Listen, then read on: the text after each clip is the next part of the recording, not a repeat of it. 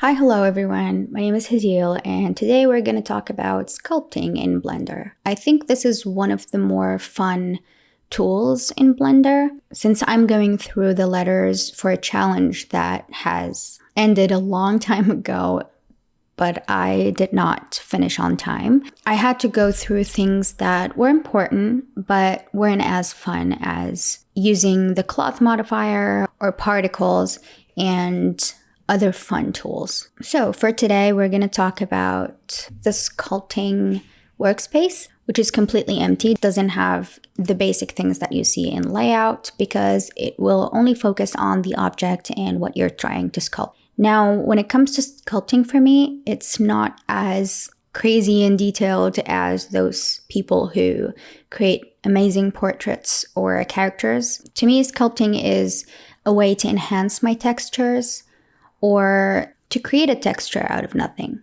Like I did with this necklace over here. It didn't really have anything and I didn't draw anything outside of it just to add it as a displacement. I just sculpted it right here and exported it as a displacement map. So yeah, we're going to talk about reasons to use Sculpt, or reasons I use Sculpt, since this is specifically my workflow and not just how to use this tool. If you're here to learn everything about sculpting, I'm not going to help you there, but I'm going to give you my workflow when it comes to sculpting. So the reasons I use Sculpt, and then how to use Sculpt, because there are two ways to use it, or there are two ways that I've used it before, and then some helpful shortcuts that I was struggling before I learned, and I only learned it recently, so I'm glad that I haven't created this at the time I was planning for it before, because of this tip that helped me a lot. Okay, starting with reasons I use Sculpt. I use sculpting to smooth edges after a remesh instead of using the smooth modifier. I just don't like the smooth modifier. Or to add details to objects like I did with this necklace. And I sometimes use it to enhance my textures. So if you have something flat and you want to add a reflective material to it, it's not going to look good depending on your lighting. So if it has a little bit of raised edges and some depth to it, then it will show more reflections and it'll enhance that texture that you added. Like I did with this pin over here. I found this on a website for one of the 3D websites I mentioned before. I don't remember which one, but I found it for free. I downloaded it for the book. It was perfect. But then when I wanted to add a gold material to it, it didn't look good because it was too flat and my lighting didn't really reflect anything off of that object, and it needed to be either a little tilted, and even then it was too shiny and it didn't look like a metallic object. So I wanted to add a little bit of height to add those reflections, or to make those reflections a little bit more visible. And I also like to add details to objects. One of the ones that I've done lately is this one from the September tracker, even though it doesn't really show because the real thumbnails don't really show the details, but I like to add them. It adds a little bit more intrigue to the objects rather than have them just as rectangles.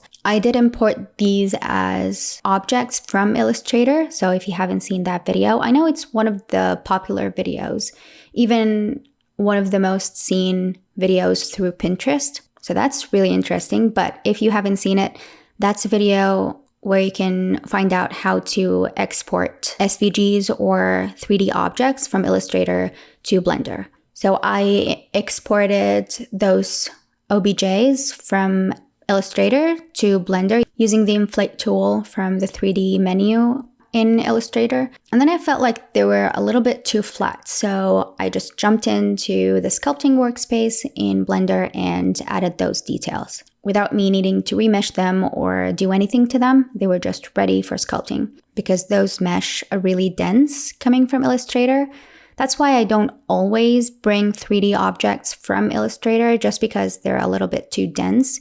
So too many vertices sometimes can cause a little bit of lag in Blender, especially on my computer. So that's reasons I use sculpting. I just simply use sculpting as if it's real clay. Now let's jump into the how to use the Sculpt workspace section. Well, before I go to the sculpting workspace, I actually do a few things before just to make sure that my objects are ready for sculpting. So if I add mesh and then I add a round cube, and if you don't see this, you'll have to go to Edit, Preferences, and then go to Add-ons, and then Extra Mesh Objects. And you'll see the round cube. So Add, Mesh, Round Cube.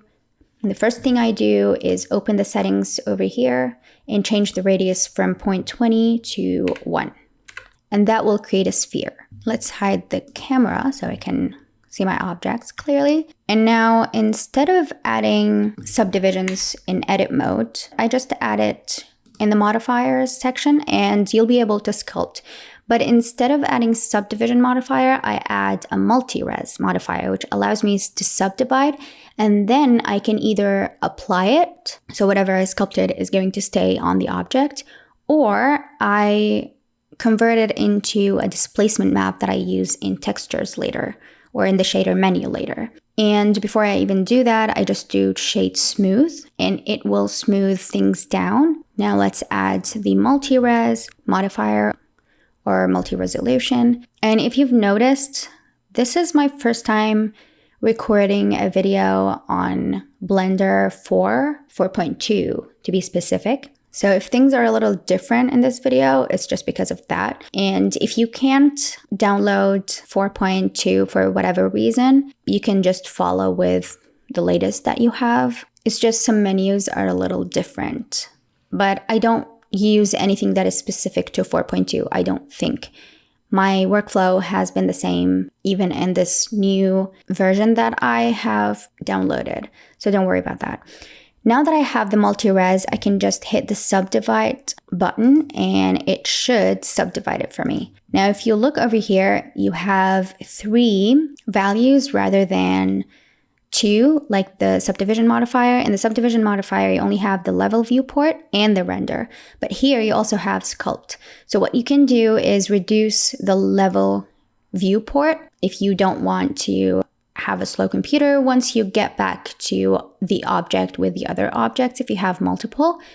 And just leave it high for the sculpt. And for render, it has to be similar or higher to these two. And the more you subdivide, it's going to subdivide for them all, but then you can reduce this again if you want. But the important thing is that your sculpt has to be a little high. So I do a 3 to 4 just because it makes the sculpt a little bit smoother. And I'll show you how it looks if you have a sculpt level of 1 or 2 compared to the rest. I sometimes even sculpt without the high levels if it's lagging, and then I just check how it looks in the level viewport, and then I just use it for rendering. I don't really care about seeing it all the time. When you work, you have to have a vision of how things are gonna look once they're done or once they're rendered, because not everything can be workable unless you have a very strong computer, like with a good processor and a good graphic card. But yeah, the majority of us don't have that. And that's okay. So if we go to sculpting right now we're ready to go to the sculpting workspace. And I'm rotating it right now, but we can't really see it. So what I'm going to do is go back here, go to edit mode, and just hit Control 1 to go to the opposite of the front view, which is the back view, basically. And I want to delete, or actually, no, go to 3, the side view, because we want to delete the back side of it. Just delete vertices and make sure you have transparent on or X-ray on, just so you can select the back faces or the back vertices as well. And then just remove it and select the back edge and hit F to fill. And then I also like to add a little bit of a bevel over here just to make it smooth. And then inset this back side over here multiple times, just so we have a clean mesh. And wherever you missed some insets, and you inset faces by hitting I. I do have a video on edit mode if you want to see the tools that I use over there. And then hit tab to go out of edit mode and go back to sculpting. Now we can actually see where the front is and where the back is. And if I look at the wireframe viewport, we can actually see the mesh after the multi-res. It's clean and you can sculpt now. Go back to solid mode and now let's sculpt. Okay, so my most used one is the draw. This is what I use to draw things, to draw whatever, like I did with this necklace. And depending on your zoom, your brush is going to be affected, or the brush size is going to be affected because it is connected to that. So you can see the circle, how big it is compared to the scale of this object on my screen. So if I draw something like this right now, that's the size. But if I zoom out a little bit, then the brush looks larger compared to my object. And so it's going to draw larger. This is my problem with sculpting. I always have to keep the zoom the same, but you can change that by going to the radius unit. So if you go to scene, now your brush size has to be unified no matter what the zoom is. So now if I draw this over here and then I go in, it's the same size. So depending on what you want from it, maybe you want to just measure it to the view. So you know you want it to be this small compared to your object, then just use the view and that's the default. But if you want the brush size to be unified across all zooms, then you'll have to use the scene. I don't really like that the default is the view because I always forget and I just try to fix it to a specific zoom level, but then I remember that I can change it later than I liked, so I just don't change it. Okay, so let's undo, and just in case you make mistakes and you feel like you want to clear it all out and without undoing everything, you can just remove the multi-res and that will remove the sculpt. So that's why I like to add multi-res or the multi-res modifier, because it's connected to your sculpt. However, if you sculpt like this right now, first of all, it's not going to sculpt because it's not really subdivided that well. So yeah, I just like to use multi-res. FYI, whatever I'm sculpting right now will never look nice because I'm using my mouse. You can use your mouse, and sometimes if I'm really lazy, I do use my mouse. But I prefer a Wacom tablet or any tablet that you can just connect to your computer and use a pen with pressure sensitivity. It's just much easier. You can also use your iPad. If you mirror your screen, you can just draw on your iPad. If you don't have any of those, I have used a trackpad and a mouse to draw things. I just have to be a little bit more careful and I have to be slower. And if you've used Photoshop before, to increase and decrease the size of the brush or the radius of the brush, then you can just hit the right and left square brackets. So the right is going to increase the size and the left is going to decrease the size. So we've seen the first one, which is draw. And then the second one is draw, but it's sharp. If you remember from the proportional editing video, if you haven't seen it, I uploaded it before the last video before this one. And it talks about the proportional editing fall off algorithms. And one of them is the sharp. And if you look at how it looks, it gives you a sharper edge or a sharper peak rather than the smooth one. So if you go to sculpting, now this gives you a smooth edge, but this will give you a sharper height. So if you want to draw something that is a little bit more detailed and sharper, you can definitely use this one. And if it's doing this, going down, then you can just hit the plus button and it'll go up. Okay, let's delete all of those. And then if I'm going with my most used ones, I'll jump to inflate. This is one of my favorite ones because this will add depth without drawing necessarily. And then I also I'll increase the strength so we can actually see things better.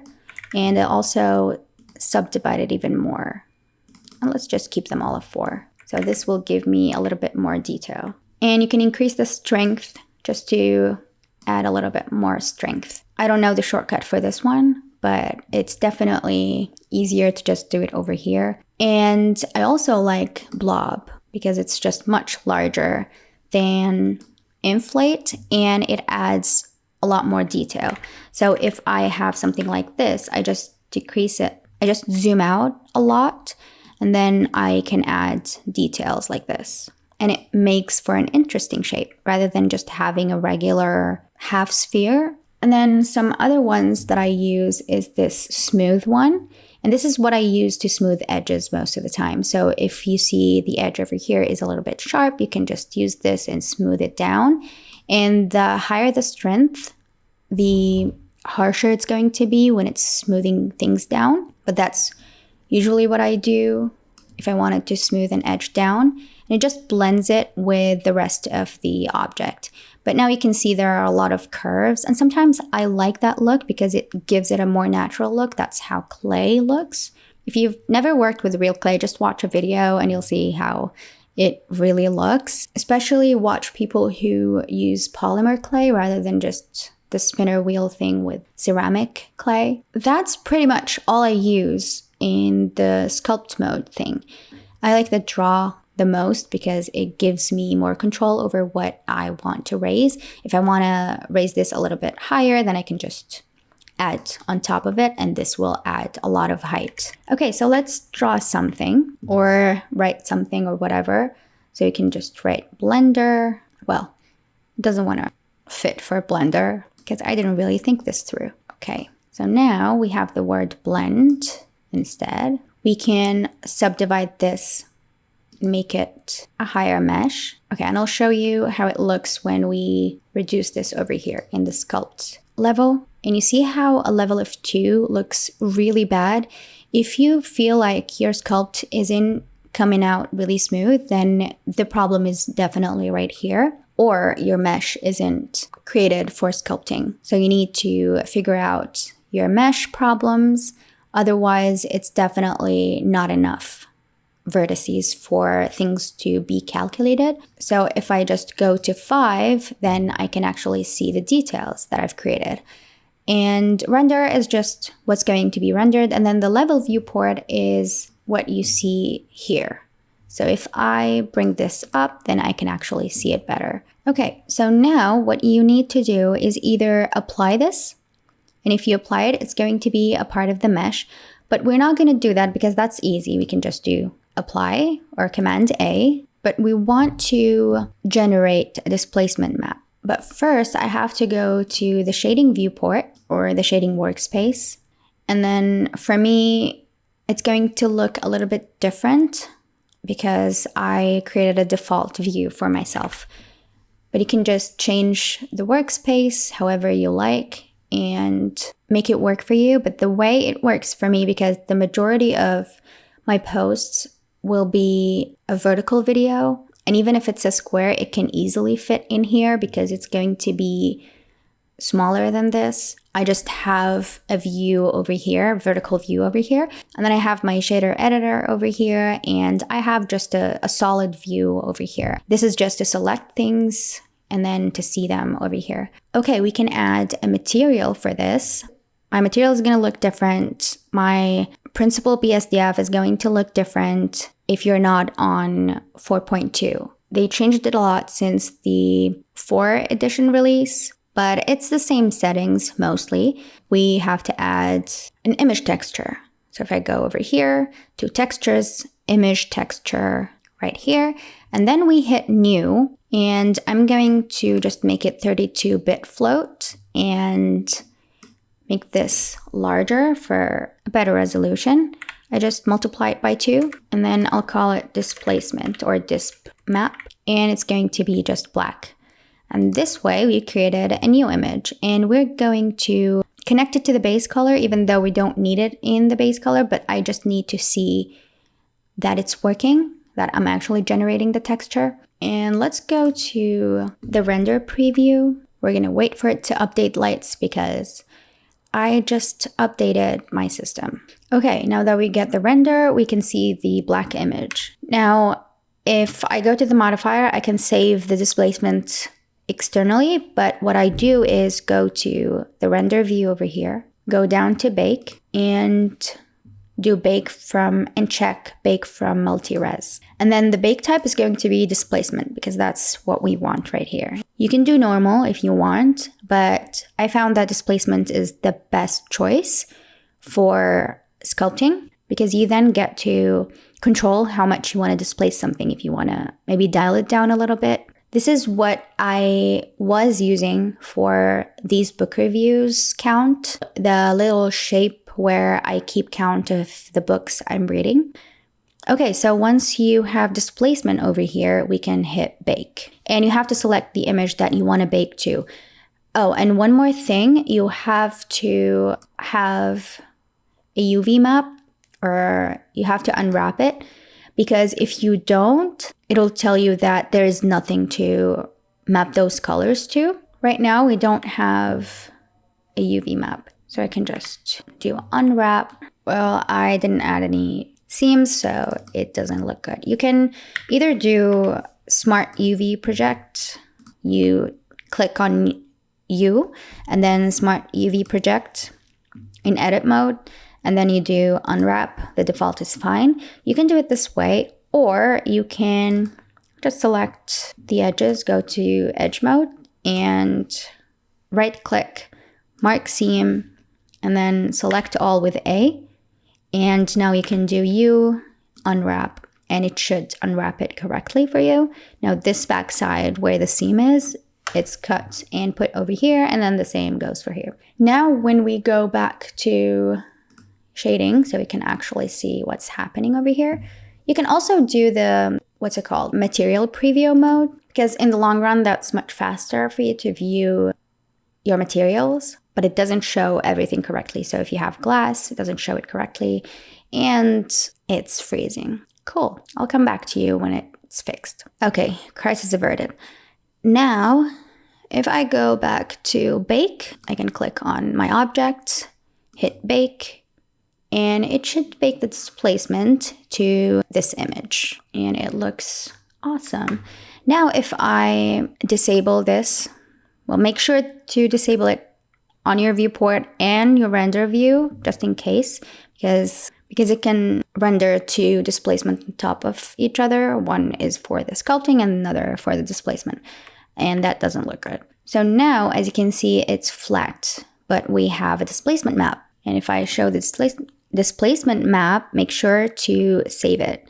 You can see the little star over here. That means it wasn't saved. I like to pack it if it's a small file like this. I don't want to just save it externally, so I just pack, and that makes sure that the image is saved with my Blender file. And you can see the displacement map over here. And you can see it's very, very crooked.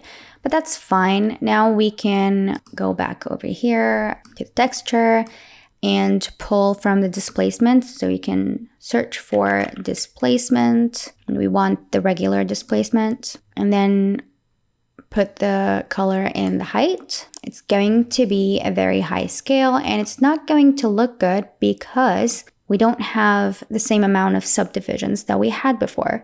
So we can just add a subdivision modifier because it's one of my most used ones or my recently used ones. Then it's on top of my search. If you have 4 and above, Blender 4 and above, then you can increase the level of viewport or the levels of the viewport. And oh, of course, that wasn't the problem. The problem is because I'm in material viewport or preview rather than the final render preview. So let's just disable this one so we can actually see how it looks right here. So now we can add the subdivision and let's decrease the scale. So if I do 0.5, let's see how it looks. If I do 0.1, okay, now that's more like it because a scale of 1 is too high for displacement the majority of the time. And also if you apply the scale, well, it's applied. It's all ones, so we're fine there. But if you don't apply the scale, the displacement is going to be affected and it's going to be completely different. Now, if I change the roughness, decrease the roughness a little bit so it's more glossy, and then we change the color to something a little bit brighter, maybe blue, so we can actually see things better. Maybe increase the roughness a little bit so it's not too shiny, and you can actually see how it looks. We can also change the mid-level for displacement. If you go down to 0, then it's starting from 0 outward rather than starting from the gray area, which is 0.5, and then pushing out the whites or the ones, and then pushing down the blacks from that mid-level, which is the gray. But then if you put it at 0, then it starts, black is going to be where the surface of the shape is, and then the white is going to go, the gray is going to go above that, and then the whites are going to go above that. And you can also do 1, which is going to do the opposite. Correct me if I'm wrong, but that's what I've noticed. And you can also do or use the experimental features, because then you get the adaptive subdivision, and then you can reduce the level viewport. You don't really need that much. And this will subdivide your mesh based on how much you need for that displacement. It'll try to figure it out, but it's still an experimental feature, so it might not always work, but it has worked for me in most cases. Let's increase this to 0.2 maybe. Well, it's still re-updating the kernels. I don't really know what is happening, but I'll come back when it's done. Okay, we're back. Now, if I increase this to, let's say, 0.5, you can see that it's sharper. But then if I go down to 0.05, it's much softer.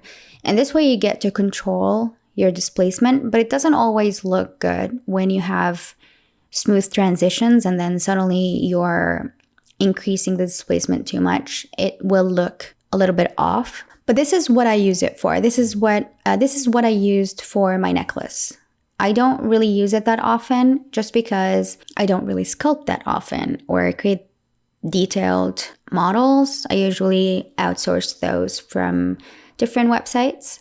And if you're importing SVGs, for instance, do the exact same thing you do with the cloth modifier. If you go to the video where I talk about inflating any objects, then you'll find how to remesh objects to make them better for physics simulation in general, or specifically the cloth modifier. You'll need to do the same thing for sculpting because you need a good mesh. But if you're importing objects from Illustrator's 3D or an object from other software that actually creates a good mesh or a good topology mesh, then you can just use that directly in Blender and just sculpt over it.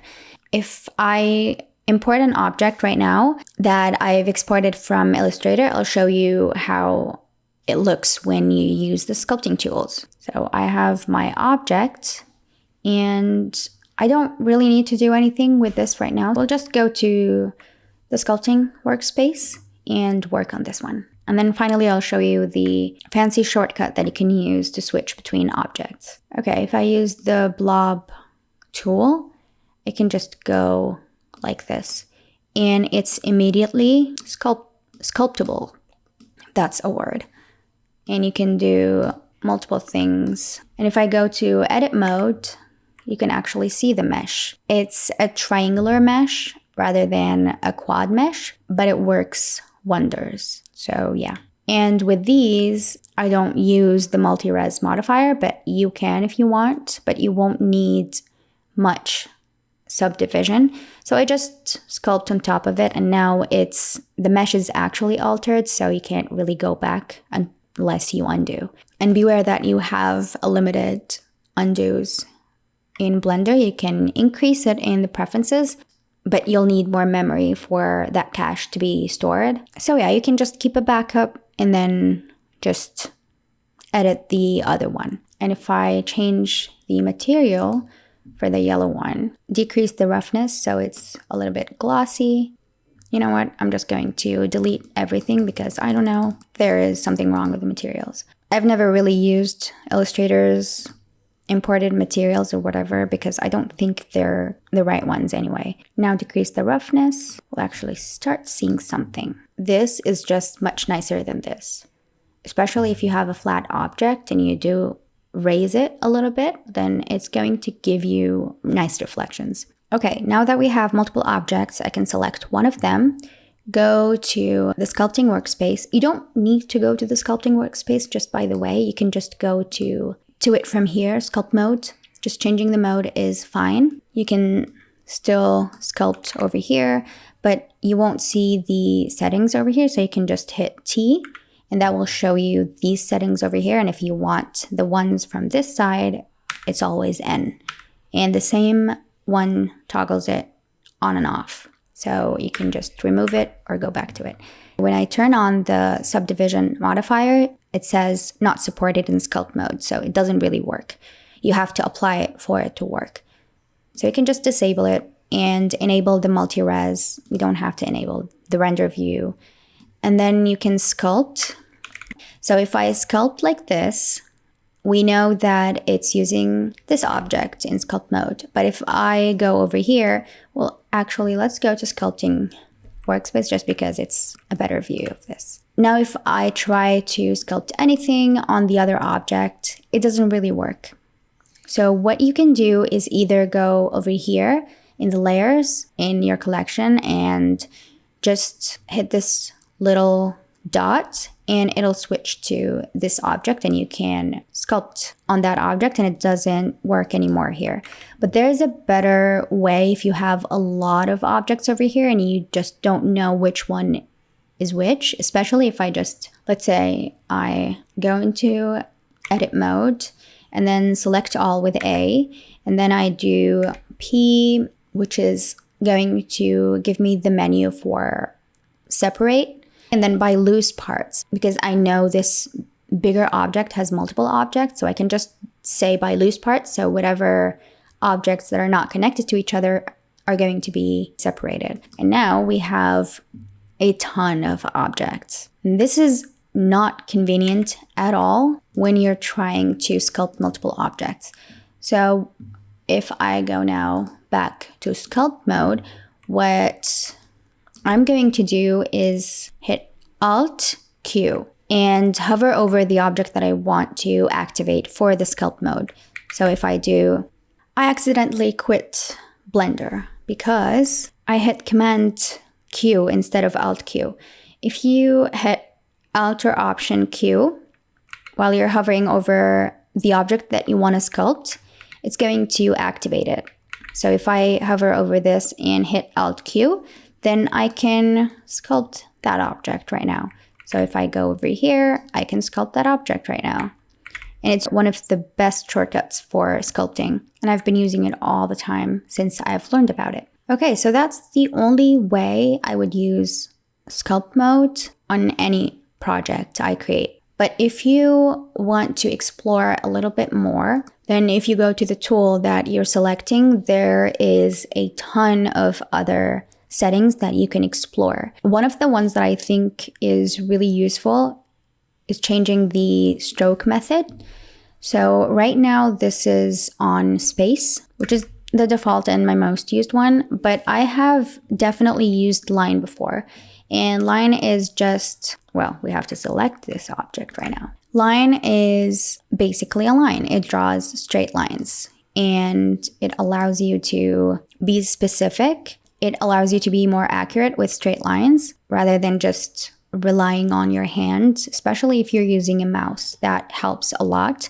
And then there's also the dots method, which is just a bunch of dots. So it's kind of like a Photoshop brush from my understanding, because it draws a bunch of dots, but if you just do one line or if you do one stroke, then it's going to be connected. So that's dots. And then there's drag dot, which allows you to be a little bit more precise with where you want that dot to be, because it waits for you to release the mouse rather than when you click the mouse first. There's also airbrush, which is self-explanatory really, but with sculpt mode, it looks a little different because it's raising the mesh rather than just drawing on top. And then there's curve, which is exactly like line, but you add a new curve and you create it, and it draws based on that curve. But I don't really know how to use it, so I can't say much about it. Well, a fun fact or a funny fact is that I have used the curves method before in my necklace that I showed you before. Everything that is drawn around the necklace to make that oval is actually made using the curves. So you can create the curves. I created the ellipse and then I placed it where I wanted it to be and I clicked and that created the perfect ellipse for that shape. So I didn't really do it with the mouse or with the Wacom tablet, but yeah, I forgot. I still don't know how to use it because I keep forgetting how to create it because it's a little bit more complicated. So you have to go to the documentation or you have to look up a video that shows you how to create it because I can't remember. And I'm already editing this video. So yeah, just look up a video. I'm sure you'll find something or someone better to teach you about that. Thanks. Even when it comes to direction, I don't really use subtract ever. But you can definitely do that. So if this raises the mesh, then this is going to go inward and it does the exact opposite of add. There's also a way to mask part of the mesh that you don't want to sculpt and a lot more that you can learn from someone who is the professional sculptor rather than from me. But this is how I use sculpting in my workflow. I hope you learned something and enjoyed the video. Next is going to be the textures video, so get ready. I know I got questions about textures before, so I hope that is an exciting thing for you. Okay, I'll talk to you soon. Bye.